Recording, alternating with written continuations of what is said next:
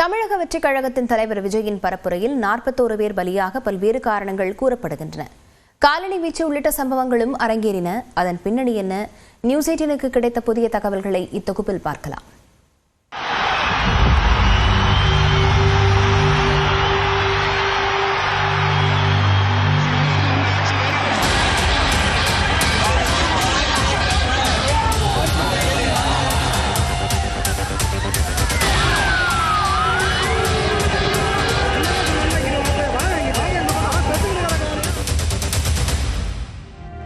கடந்த 27ஆம் தேதி நாமக்கல் பிரச்சாரத்தை முடித்துவிட்டு கரூர் பரப்புரைக்கு பகல் 12 மணிக்கு விஜய் வருவார் என்று சொல்லப்பட்டது. கரூர் ஈரோடு சாலை வேலுச்சாமிபுரத்தில் நாளை மதியம் 12 மணி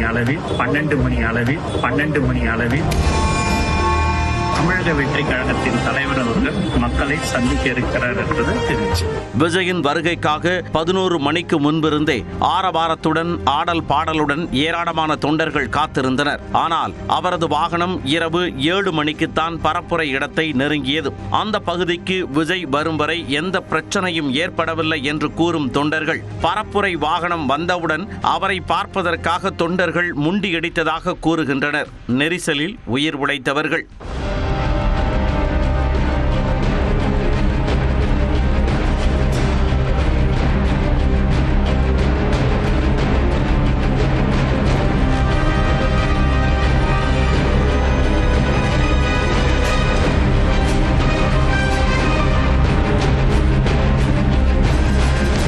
அவர் வந்ததுக்கப்புறம் கூட்ட நெரிசல் ரொம்ப தள்ளுமுள்ளாயிருச்சு. தள்ளுமுள்ளானதுக்கப்புறம் அவர் பார்க்குறதுக்காக பேக் சைடில் இருந்தவங்கள முன்னாடி தள்ள ஆரம்பிச்சிட்டாங்க. மூச்சு தம் கட்ட முடியாது. நாங்கள் சரி பார்த்தது போதும் பின்னாடி போயிடலாம், இருந்தால் கீழே தள்ளி விட்றாங்கன்றதுனா திருப்பி அதுக்கப்புறம் தள்ளுமுள்ளாயிருச்சு. கீழே தள்ளி விட்டாங்க. கீழே தள்ளினதுக்கப்புறம் நெஞ்சு மேலேயும் கால் மேலே ஏறிட்டாங்க. பின்னாடி திரும்பி வந்தால் திருப்பி முதுகு முன்னாடி ஏற ஆரம்பிச்சிட்டாங்க. இதுக்கு மேலே இருந்தால் நமக்கு உயிர் ஆபத்தாயிருன்ட்டு தட்டி புக்கி மேலே எதிர்த்து நேராக ரோட்டில் வந்து உட்காந்துட்டேன். காப்பாற்றலாம் போனாலும் நம்மளே தள்ளி விட்றாங்க.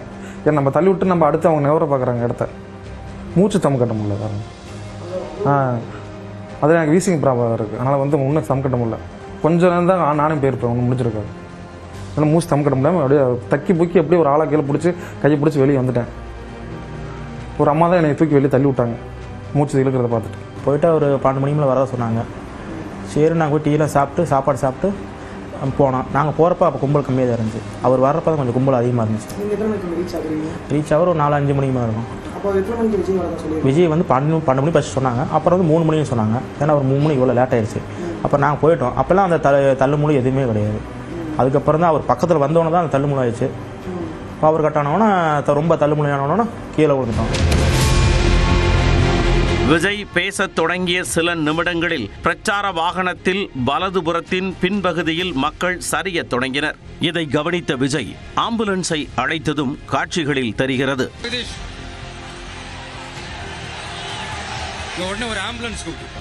இந்த சம்பவத்திற்கு பிறகும் தனது பேச்சை தொடர்ந்தார் விஜய்.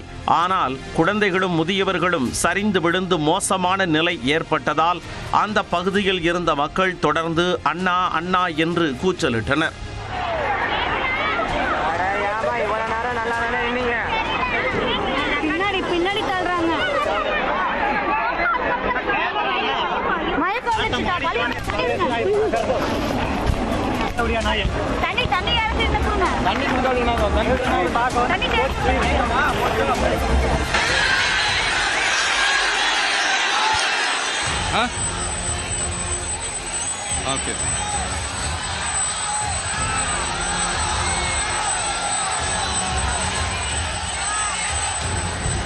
கூப்பிட்டாங்க. அண்ணா அண்ணான்னு கூப்பிட்டாங்க.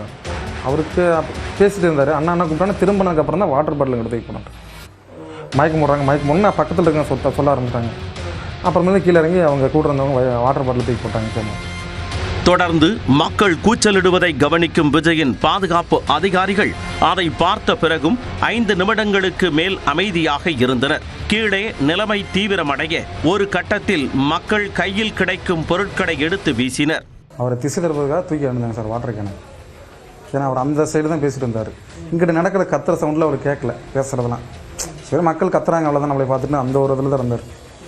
அப்புறம் வாட்டர் கேன் போக தான் அவர் திரும்பி பார்க்க 2-3 கேன் போனதுக்கப்புறம் என்னடா பின்னாடி இருந்து வருதுன்ட்டு அப்புறம் அங்கே மேலே இருக்காங்களா சார் சுற்றி அவர் மேலே பக்கத்தில் அவனை கூப்பிட்டு சொன்னாங்க.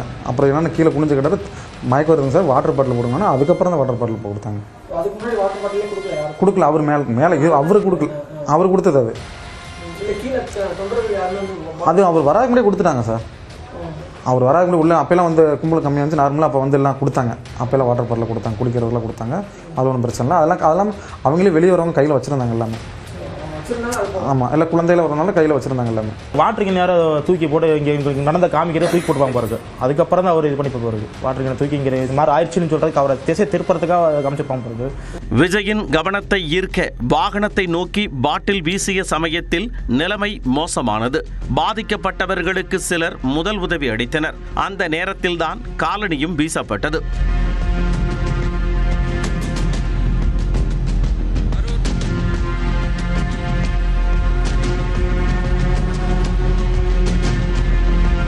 ஒரு கட்டத்தில் மக்களின் கூச்சலை கேட்ட விஜய் அவர்கள் என்ன சொல்கிறார்கள் என்று பாதுகாவலரை நோக்கி கேட்டதையும் காட்சிகளில் பார்க்க முடிகிறது. மக்களுக்கு தண்ணீர் வேண்டும் என்று உணர்ந்தவுடன் தண்ணீர் பாட்டில் தந்தார். அதற்குள் ஆம்புலன்ஸ் வருகிறது. பாதிக்கப்பட்டவர்கள் ஏற்றப்படுகின்றனர்.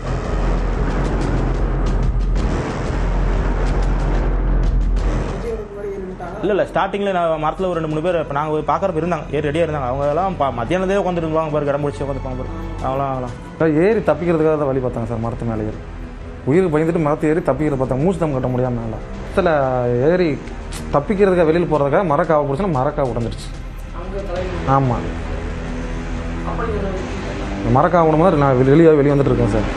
இந்த காட்சிகள் மூலம் கடைசி வரை விஜய்க்கு கீழே நடக்கும் நிகழ்வுகள் எதுவும் சொல்லப்படவில்லை என்பது தெரிகிறது.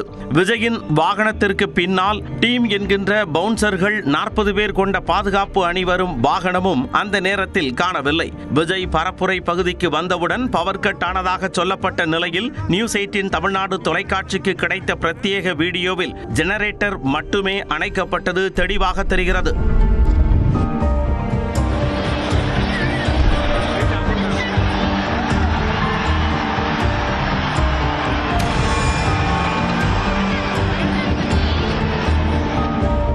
ஏற ஆரம்பிச்சோன்னே பவர் கட் ஆயிடுச்சு.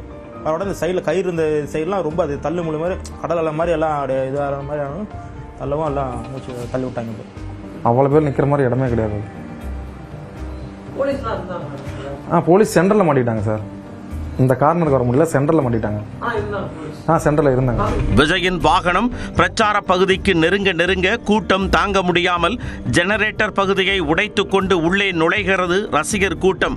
அப்போது பாதுகாப்பு பணியில் இருந்த ஜெனரேட்டர் ஆபரேட்டர் அதை அணைத்தவுடன் அதனுடன் தொடர்புடைய மின் விளக்குகளும் அணைவது அனைத்து காட்சிகளிலும் தெளிவாக தெரிகிறது. அது பாதிப்பை அதிகப்படுத்தியது நிதர்சனம். கரண்ட் சப்ளை எல்லாம் அங்கதான் இருக்குது. ஜெனரேட்டர் ரூம் கொஞ்சம் முன்னாடி போங்க தோழர்களை, கொஞ்சம் முன்னாடி போலாம். விஜயின் கவனத்தை ஈர்க்கவே பாட்டில் உள்ளிட்ட பொருட்களும் வீசப்பட்டது தெரிய வந்துள்ளது. நியூஸ் 18 தமிழ்நாடு தொலைக்காட்சி செய்திகளுக்காக செய்தியாளர்கள் ஹரிஹரன், கார்த்திகேயன் மற்றும் ரகுபரன்.